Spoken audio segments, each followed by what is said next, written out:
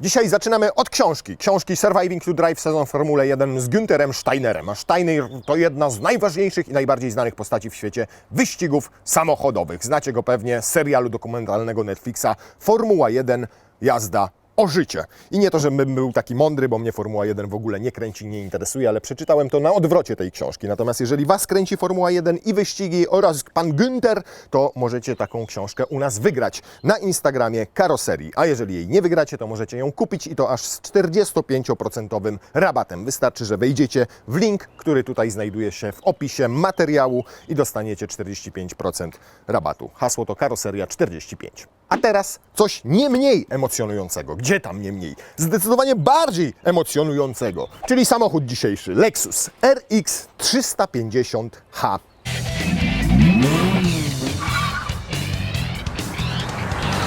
Lexusa RX nowego już pokazywaliśmy Wam u nas na kanale. Robiliśmy test wersji 500h, czyli najmocniejszej, najdroższej, dodatkowo wersji przedprodukcyjnej, ściągniętej ze Stanów czy tam z Kanady, która paroma szczegółami od tych wersji europejskich się różniła. Dzisiaj natomiast mamy wersję tak naprawdę podstawową, bo auto ma trzy wersje: 350h, 450h+, która jest pluginem, i tę wspomnianą 500h.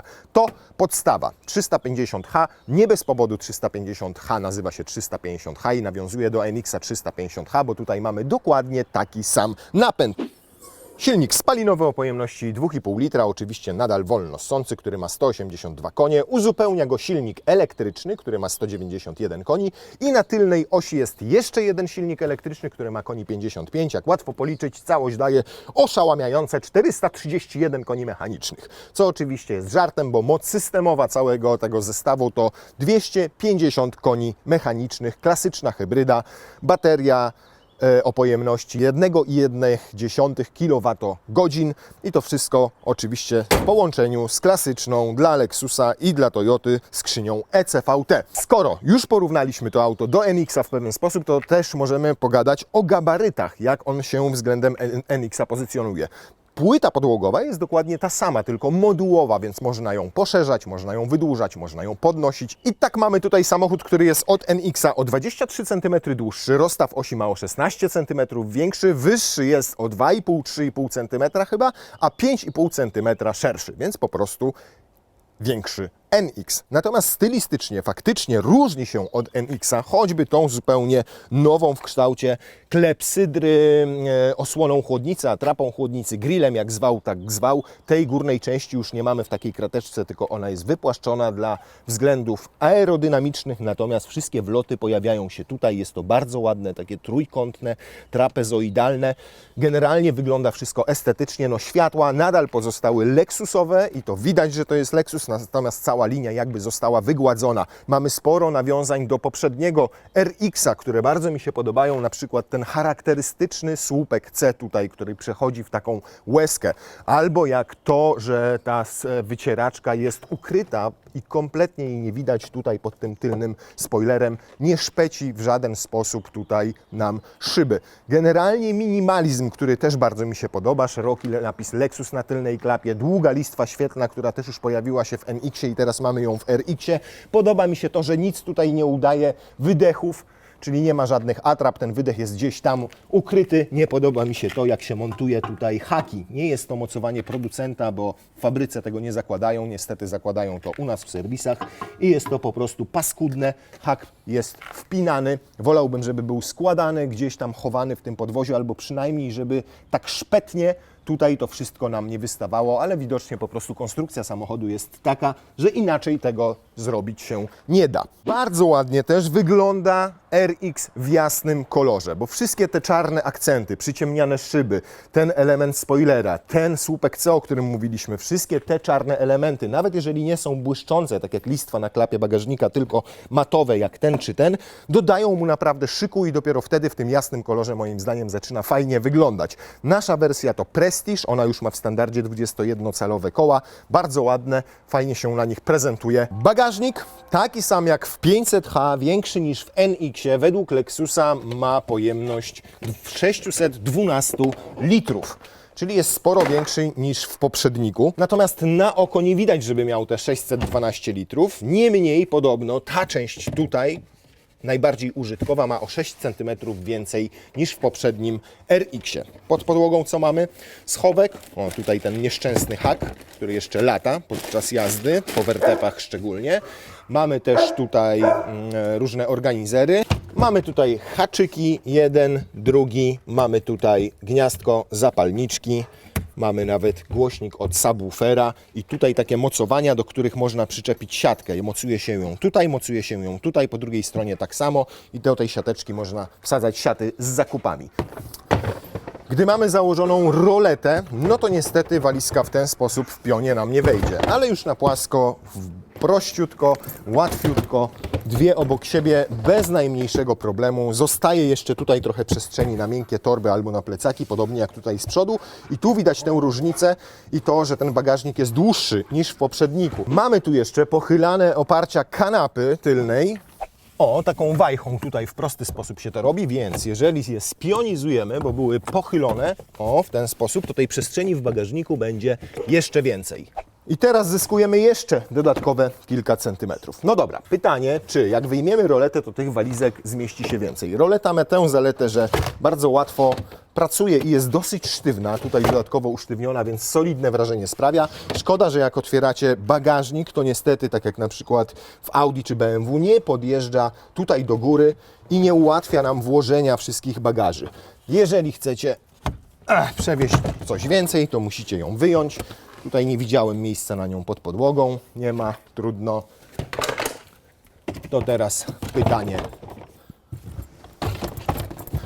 Bez problemu widzę, że się już zamknie i tutaj wchodzi nam też bez problemu trzecia wtedy taka waliza, a może nawet jeszcze jakieś kabinówki. Bez problemu, tak jak mówiłem, i fajnie, bo przy zachowaniu takiej miękkiej linii coupé mamy tego bagażnika tutaj naprawdę spory kawałek. I jeszcze myślę, że będzie można już potem, jak się załaduje te walizki, pochylić sobie trochę oparcia tej tylnej kanapy. Więcej przewieźć się da, oczywiście składając te oparcia. O, coś tu się zablokowało, cyk, a drugie zjedzie. O, drugie zjechało bez problemu. Podłoga nie robi się całkowicie płaska, tutaj mamy troszkę takie wzniesienie, natomiast przynajmniej tutaj nie ma żadnego progu, więc śmiało możecie przewieźć dłuższe przedmioty. Miejsca dużo mam, przyjemnie oparte tam stopy, tutaj dobre podparcie pod uda, na kolana wystarczająco miejsca, łapy sobie jeszcze wkładam, siedzę komfortowo i wygodnie. Pytanie jak z tyłu? I z tyłu również komfortowo i wygodnie, miejsca tutaj jest w cholerę, stopy spokojnie sobie pod całkowicie opuszczony fotel pasażera wkładam. Mnóstwo miejsca mam jeszcze na kolana, więcej niż przed chwilą miałem tam z przodu. Nad głową, no mogłoby być centymetr, dwa go więcej, ale zwróćcie uwagę, że mam całkowicie spionizowaną tylną kanapę. I powiem Wam, że wsiadłem i wcale nie jest mi tutaj jakoś strasznie niewygodno, niewygodnie jak jestem tak w pionie, a jeszcze mogę tak. Raz, dwa, trzy, cztery, 5 jeszcze ma możliwość stopni pochylenia tej kanapy i teraz to już naprawdę siedzę tutaj jak król. W tej wersji Prestige macie regulację tego oparcia manualną, ale jak kupicie sobie jeszcze wyższą wersję o Motenashi, która chyba 40 czy 50 tysięcy złotych jest droższa, to dostajecie elektryczną regulację tego pochylenia. Nie można za to przesuwać w żaden sposób siedzisk. No i nie jest to w zasadzie Wam konieczne, ponieważ miejsca jest tutaj wystarczająco i w bagażniku, i na tylnej kanapie. 2 gniazda USB-C do ładowania urządzeń pokładowych. Trzecia strefa klimatyzacji, co jest standardem w wersji Prestige, nie wiem jak w niższych, tam jest chyba jeszcze biznes i coś. Skóra w wersji Prestige jest już skórą naturalną, ta na fotelach. Nie wiem natomiast, czy tak jest z tą skórą, która tutaj jest na drzwiach. Moim zdaniem jest to już skóra z plastikowej krowy, ale bardzo przyjemna, miękka w dotyku, ma ładne przeszycia i ten kawałek tutaj jest mięciutki, zobaczcie jak on się ugina nawet pod paluchem i ślicznie wygląda kolorystycznie, dokładnie taki jak tapicerka na fotelach. To jest tutaj miękkie i przyjemne. Ten kawałek też taki jakby był naciągnięta skóra na jakiś plastikowy element, też miękko przyjemnie. Identycznie jest tutaj. Zobaczcie, cały ten kawałek jest z tej skóry. Plastik jest naprawdę tu, no i poniżej linii klamki. Szkoda, że podobnie jak w podłokietniku, tutaj też nie ma takiego filcu, który zapobiegałby przemieszczaniu się i hałasowaniu przede wszystkim przedmiotów. Tu za to jest sporo miejsca nawet na dużą butelkę. Fajne jest to, że można sobie z tej pozycji otwierać i zamykać zamki, a to dlatego, że klameczka jest elektryczna. Oczywiście można to zablokować, żeby dzieci w czasie jazdy Wam nie wysiadły. Ładnie, estetycznie, miękko, przyjemnie, fajnie. Dla odmiany, słuchajcie, wnętrze tutaj klameczki wykończono filcem. I tego zabrakło tu i zabrakło w tym środkowym podłokietniku. To, co najbardziej rzuca nam się w oczy we wnętrzu, no to oczywiście ten nowy system multimedialny, stosowany już m.in. też w NX-ie nowym i teraz trafił także do RX-a. Jest ogromny, ma 14 cali, ma OTA, czyli Over the Air, wszystkie aktualizacje, aktualizuje sam nawigację, system multimedialny, a nawet systemy bezpieczeństwa. Wszystkie to jest raz. Dwa, ma połączenie online, mapy możecie mieć online'owe, offline'owe i te mapy działają świetnie, bo jak otworzyli obwodnicę Grodziska Mazowieckiego, to automatycznie po 2-3 dniach te nawigacje się zaktualizowały i już tę obwodnicę miały wgraną. Więc to jest naprawdę super. Bardzo fajne jest i też świetnie działa automatyczne grzanie i wentylowanie foteli w wersji Prestige. Jak tutaj macie ustawione auto, to sam dba o to, żeby wentylować albo podgrzać fotel. I z doświadczenia wiem, że naprawdę działa to rewelacyjnie. Wsiadacie do samochodu w gorący dzień i ona doskonale rozumie, że powinna wentylować Wam fotel. Co więcej, jedziecie, zwiększa się temperatura na zewnątrz, czujecie promieniowanie słoneczne przez szyby, też włącza Wam wentylację fotela, więc działa to naprawdę dobrze. Ten panel klimatyzacji wyświetla się tutaj w zasadzie przez cały czas i akurat jest łatwy i czytelny i prosty w obsłudze, choć jest dotykowy, ale działa to wszystko sprawnie, szybko. Możecie naprawdę sterować tym, jak się nauczycie, w zasadzie bez odrywania wzroku od drogi. Znika ten panel tylko w jednej sytuacji, kiedy macie nawigację i prowadzi Was do celu, to można go sobie całkowicie ukryć, ale można go też wysunąć. Wówczas macie, jak prowadzi Was do celu na całym ekranie, tutaj tę nawigację, jest tylko tu drobny taki pasek zostaje jej. Można też tą klimatyzacją sterować z tyłu. Macie też takie skrótowe menu, które można do siebie dopasowywać i tutaj kilka rzeczy można włączać, wyłączać. Szkoda, że tryby jazdy akurat też stąd się obsługuje, a nie jakimś pokrętełkiem jak w NX-ie, co byłoby i bardziej stylowe, i jeszcze bardziej intuicyjne. Te tryby niestety w RX-ie już ukryto tutaj w tym ekranie. Same multimedia działają już na szczęście bardzo szybko, precyzyjnie. Nie mam co do tego żadnych uwag i wątpliwości. Trochę uwag i wątpliwości mam do tych cyfrowych zegarów w wersji Prestige, które jak na tak nowoczesny samochód wyglądają dosyć oldschoolowo, jak w starych Lexusach. Tutaj macie po lewej komputer pokładowy, po środku, zależnie od tego, w jakim trybie jedziecie, możecie mieć albo zegary z klasycznym obrotomierzem, albo z tym potencjometrem, można tak powiedzieć, który pokazuje, czy jedziecie w stylu eco, czy może w stylu power, czyli wykorzystujecie już w cholerę tych 200 z tych 250 koni mechanicznych. Materiałowo bardzo dobrze, stylistycznie też mi się podoba, to wszystko jest miękkie, przyjemne, te ładne przeszycia, ta półeczka tutaj, ten design minimalistyczny, bez przycisków, to mi się podoba. To, co mi się nie podoba, to też sporo tutaj jest tego piano, który lubi się kurzyć. Ono jest i wokół ekranu tutaj, i tutaj w tym miejscu, i nawet ta okleina, którą tutaj mamy, to nie jest drewienko, tylko to jest akurat plastik, ale taki dobrej jakości i z bardzo przyjemnym takim usłojeniem, jakimiś takimi prążkami. Wygląda to wszystko fajnie, ale przyciąga sporo kurzu. Tu jest półeczka i nie jest to ładowarka indukcyjna, ale można tutaj trzymać sobie telefon. Nieszczęśliwie umiejscowiono ładowarkę indukcyjną samą w sobie, bo ona jest tam głęboko, jak wkładacie telefon, to nie widzicie go i on jeszcze jest tak utrudnione jego wyjmowanie przez dźwignię zmiany przełożeń. 2 gniazda USB-C tu, dodatkowo jeszcze jedno tutaj, czyli razem 3 i jeszcze z gniazdo USB zwykłe, czyli razem 4 gniazda USB i jedno zapalniczki. Tu głęboki schowek, to można zamknąć, nic nie widzieć. Wracając jeszcze na chwilę do ładowarki indukcyjnej, to nie wiem, czemu nie zdecydowano się tutaj na takie fajne rozwiązanie, jak jest w NX-ie, gdzie kładziecie sobie to na półeczce i on już się ładuje i ta półeczka może być widoczna tutaj i telefon widzicie. Możecie tę półeczkę razem z tym telefonem wsunąć i one się chowają i macie dostęp do głębokiego schowka. Tu nie wiedzieć, czemu akurat tego fajnego naprawdę rozwiązania nie zastosowano. Natomiast są 2 cup holdery.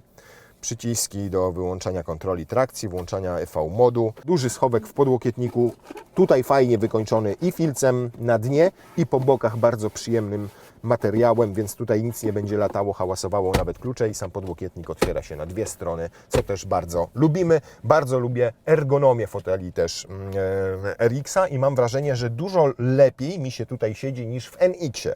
To znaczy niżej przede wszystkim, więcej miejsca mam nad głową i zdecydowanie ta pozycja jest jakaś taka przyjemniejsza, przynajmniej z punktu widzenia faceta, który ma 1,95 m. I generalnie, mimo że NX jest samochodem mniejszym, to czuję się, jakbym tam siedział nieco wyżej. Przestrzeni zdecydowanie jest więcej. Podoba mi się też to, że tu mam miękko, przyjemnie obite na kolano, gdybym chciał je trzymać. I nawet tu w boczkach, na tym elemencie, gdzie opieram kolano, jest miękko.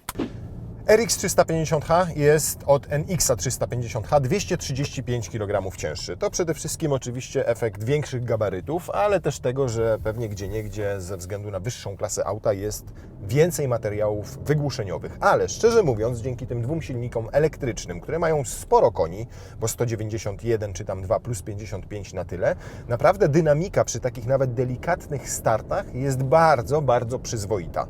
Bo czujecie ten moment obrotowy dokładnie z tych silników elektrycznych. Kurna, ten nowy przepis o tym, że ma Wam pipkać coś, jak przekraczacie prędkość nawet o 1 km na godzinę. Na szczęście, tutaj można to sobie wyłączyć. Niestety trzeba robić to za każdym absolutnie razem, jak tylko wysiadacie z samochodu.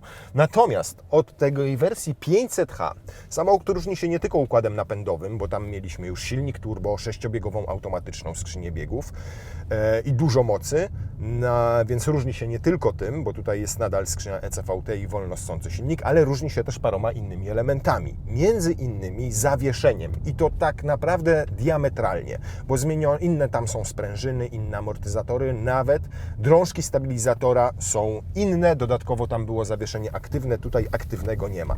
I efekt tego jest taki, że o ile przy RX-ie 500H powiedzieliśmy, że zaskakująco sportowo się prowadzi, zaskakująco zwinnie jeździ, to tutaj w wersji bez aktywnego zawieszenia, w tej standardowej mamy definitywnie postawiony nacisk na komfort. Czuć to, szczególnie jak jedziemy po takich drogach. Tutaj jest miękko, sprężyście, bardziej w stylu poprzedniego RX-a, który słynął z tego, że świetnie wszystko wybierał.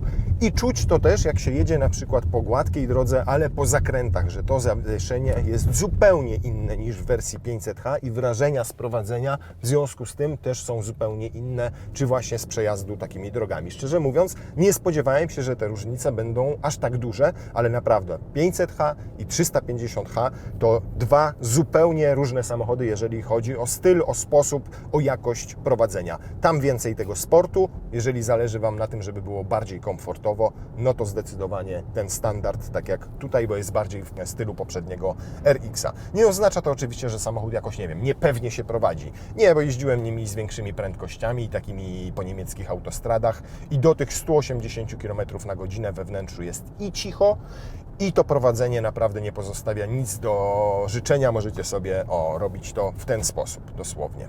Różnice między 350 a 500 to nie tylko ten cały układ napędowy, czyli inny rodzaj już hybrydy, inaczej zbudowanej, w oparciu o inną filozofię. Nie tylko kwestia tego innego zawieszenia, ale też kwestia innego napędu na 4 koła, bo tam mieliśmy ten wspomniany Direct 4, czyli w zasadzie cały czas tylny silnik elektryczny był zapięty, żebyście mieli non-stop napęd na 4 koła. Tutaj mamy z e-4 i działa to w ten sposób, że w momencie, kiedy auto czuje po prostu uślizg tylnej osi albo wie, że trakcja jest niewystarczająca, bo jest ślisko, to tamten silnik wtedy dopiero załącza, ale to jest automat, on nie jest załączony cały czas. I z takich technicznych rzeczy są jeszcze dwie różnice pomiędzy 500 a 350. 350 ma o 6 cm mniejszą średnicę tarcz hamulcowych i ostatnia już taka różnica techniczna to tylna skrętna oś.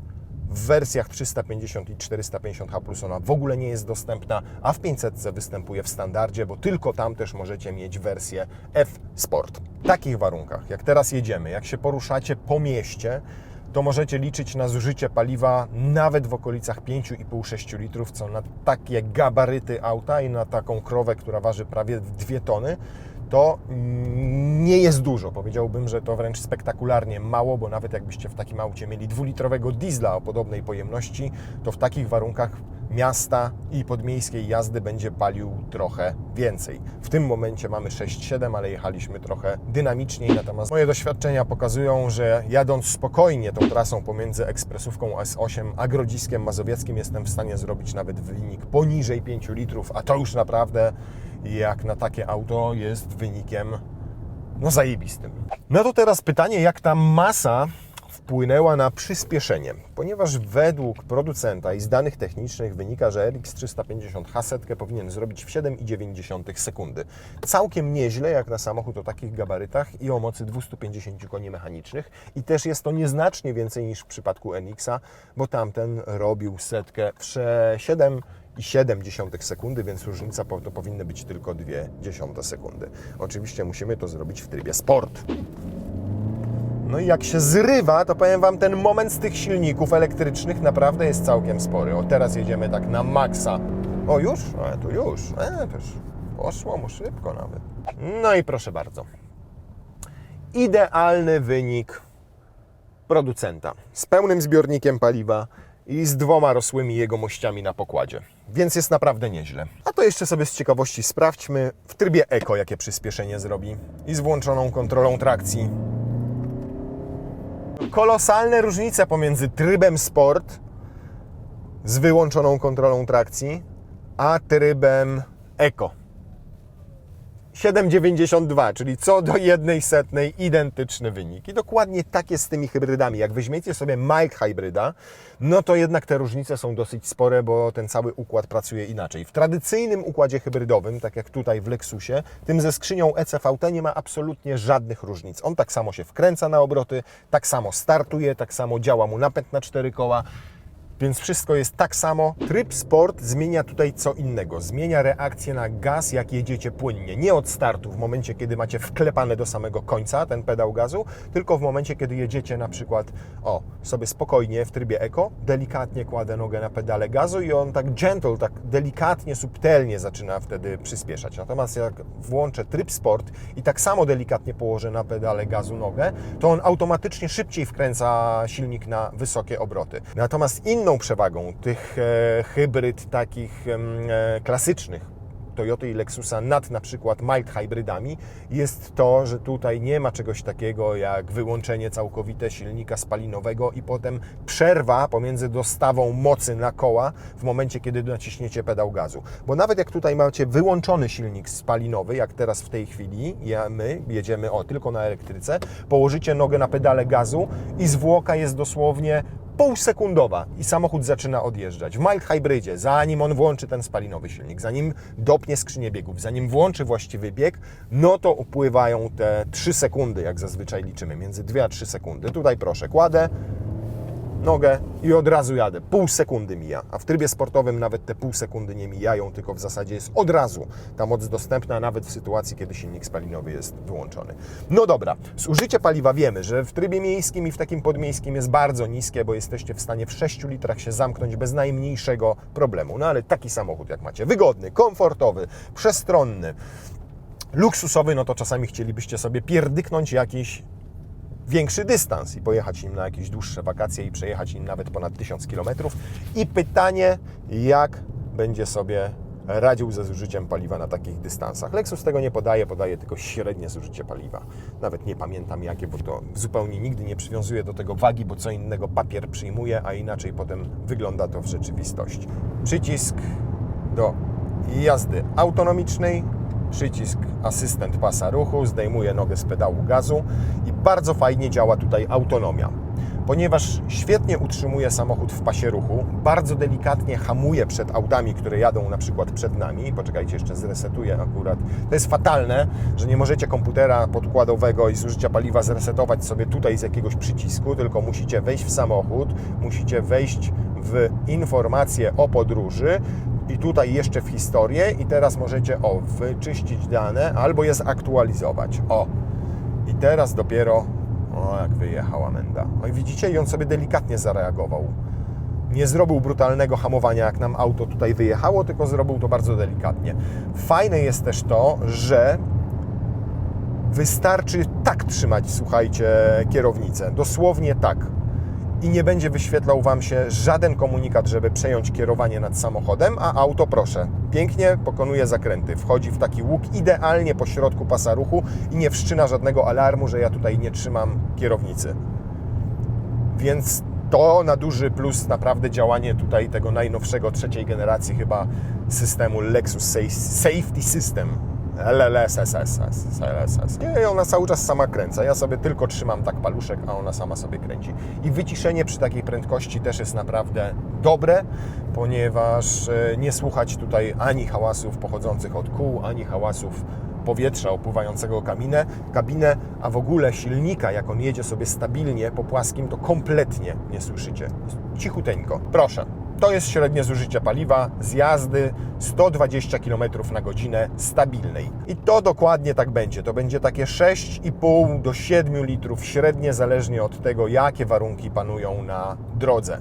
Więc to zużycie paliwa w połączeniu z tą fajną autonomią, w połączeniu z komfortem tego zawieszenia, z wyciszeniem wnętrza, z dobrze grającym audio, nie trzeba tu już mieć naprawdę Malka i Lewinsona, żeby dobrze grało, tutaj już seryjny gra bardzo dobrze, wszystko to powoduje, że nim fajnie jest jechać w dłuższą trasę. Ten samochód po prostu rozleniwia, czyni tę trasę taką przyjemną, że wysiadacie z tego auta wypoczęci.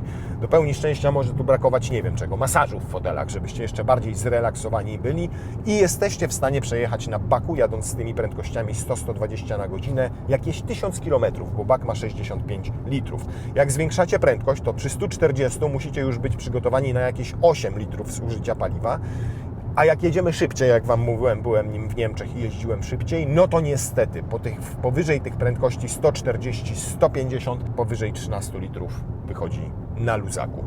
Proszę, teraz mam średnie zużycie paliwa 5,9, jak sobie zszedłem do tych prędkości 105-110 km na godzinę. Na koniec jeszcze jedno, wreszcie bardzo fajnie działa nawigacja w Lexusie. Kilkukrotnie jej zdarzyło mi się już używać i tutaj i w NX-ie i naprawdę szybko się aktualizuje, ma super dane, bardzo ładnie pokazuje trasy, znajduje wszystkie korki. Jest oparta nie na Google Mapsach, tylko na tych mapy Here czy Here, jak to tam się czyta, ale fajnie to wygląda. O, i tu możecie ten panel klimatyzacji sobie schować, tak jak mówiłem, i wówczas wyświetla Wam tylko tutaj te podstawowe funkcjonalności, a tak możecie sobie wyświetlić go całego i bardzo przyjemnie działa to. A, jeszcze jest Hey Lexus. Hey Lexus, Co chcesz zrobić? otwórz okno kierowcy. Otwieranie bocznej szyby kierowcy.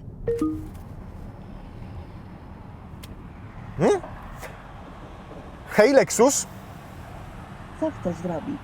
zamknij wszystkie szyby. Zamykanie wszystkich okien. Dodatkowo rozpoznaje, kto do niego mówi. Czy mówi kierowca, czy mówi do niego pasażer. No, zobaczcie teraz na przykład. Hey Lexus, Co chcesz zrobić? otwórz mi okno. Otwieranie bocznej szyby kierowcy. Wiedział, że mówi do niego kierowca. Hey Lexus, Co chcesz zrobić? włącz ogrzewanie fotela pasażera. Ustawianie poziomu podgrzewania fotela pasażera na high. Na high! Lexus jest na high'u. Spędziłem, słuchajcie, z tym samochodem tydzień. Mówię to jako użytkownik innego Lexusa NX 450H+, czyli tego plugina, którego użytkuję od początku stycznia w domu. I gdybym dzisiaj miał dokonać wyboru, czy RX 350H, czy NX 450H+, to kurde chyba wybrałbym tego. Owszem, tam na tej baterii więcej przejeżdżacie, owszem, tam jest większa ta dynamika na tej elektryce, bo to niespełna 10 sekund do setki, ale ten wydaje mi się taki bardziej lexusowy, jeżeli mogę użyć takiego sformułowania. On daje więcej komfortu, on daje więcej ciszy, on daje większe takie oderwanie się od tego, co dzieje się na zewnątrz, lepiej Was izoluje, ładniej ma wykończoną tę deskę rozdzielczą, bardziej luksusowo się w nim czuje. Tam jest ten F-Sport, jest wyższa pozycja za kierownicą, mimo wszystko, że samochód jest niższy i jest w wersji usportowionej. Tam fotele może lepiej trzymają na boki, ale nie są tak wygodne w dłuższych trasach, więc generalnie się zastanawiam, czy jest sens do tego 450H+ dopłacać. Szczególnie, że ta dopłata nie jest mała i wynosi z 70 000 złotych. I skoro już jesteśmy przy cenach, to tutaj za tę wersję Prestige która jest wyposażona naprawdę zajebiście, bo macie cyfrowe zegary, macie wszystkie systemy wspierające kierowcę, łącznie z automatem, łącznie z adaptacyjnym asystentem jazdy po autostradzie. Macie ten duży ekran, macie wentylację foteli, macie ogrzewanie foteli, ogrzewanie kierownicy, naturalną skórę na tych fotelach, pamięć foteli, elektryczną kierownicę, LEDowe reflektory z przodu i jeszcze full LEDy i jeszcze te 21-calowe bardzo ładne felgi.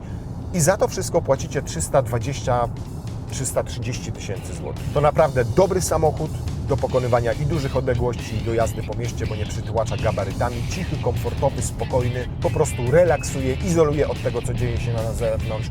I za 320-330 tysięcy złotych to uważam, że to jest bardzo, bardzo dobra oferta, szczególnie, że auto dopiero co wjechało na rynek.